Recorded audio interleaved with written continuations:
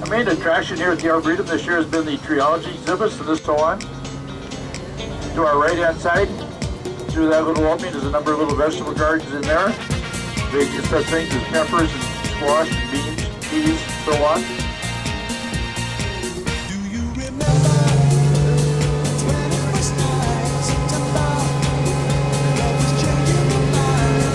Small cabin to our right hand side is a cabin that was built by our former property owner, Dr. Barron. He used to come out here, spend many weeks as a retreat in the solitude of this wooded area. The cabin is now a nice museum for the Arboretum with many articles and pictures about the Arboretum and how it started, when it started. A wall of reflectors to our right hand side. You sit on a little gray area bench and watch the trees being reflected in that wall.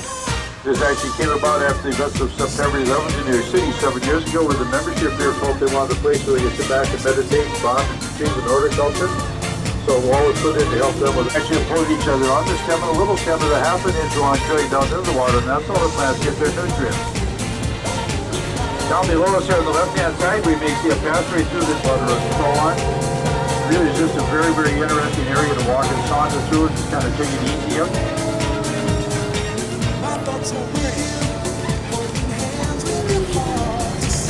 This property around that pond now as of about 3 weeks ago. So it's really very, very pretty there, with it makes it very attractive as well.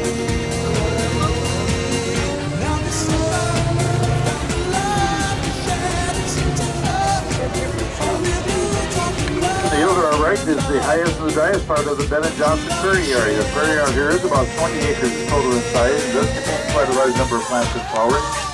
Got the nice little purple ash. Amazing me though, I look at these trees and wonder how trees will be growing this driftwood. You see the hops that are growing on the ends of the branches of that one. Next one over here, the yellow one is an American hop tree. Again, those are the hops growing on the end of that one as well.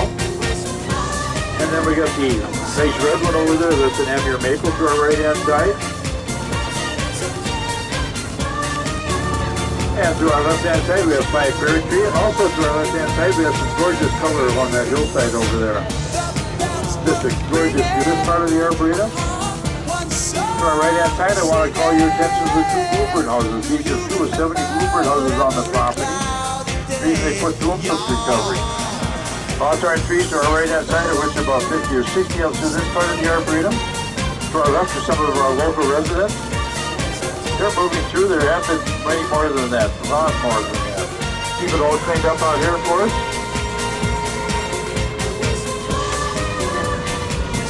To our right-hand side is another triology exhibit that was called the tree head. Almost resembles a leaf of an ivy. This one right here in the corner looks like a big green ball in the stump. This is a global some maple. Look at the way those branches all go with such a nice angle on that tree. Just one gorgeous sight when you see that in the wintertime without leaves.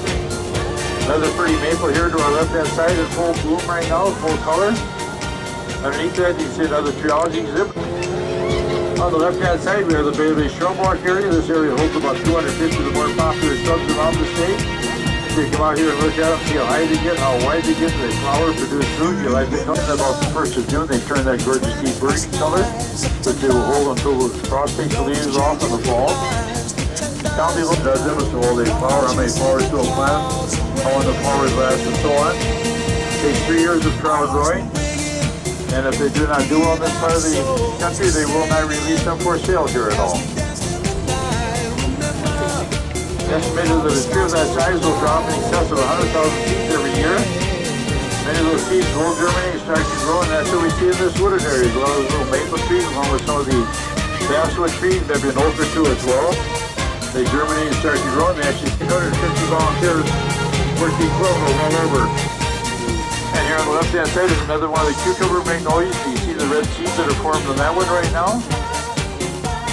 Up the hill to our left is some more of the mountain ash trees, and then you see the pieces of artwork up there, and halfway up the hill, those are the parking lot area. I'm going to name some of the plants, not name them, but I'm going to talk about some of the plants that are in there.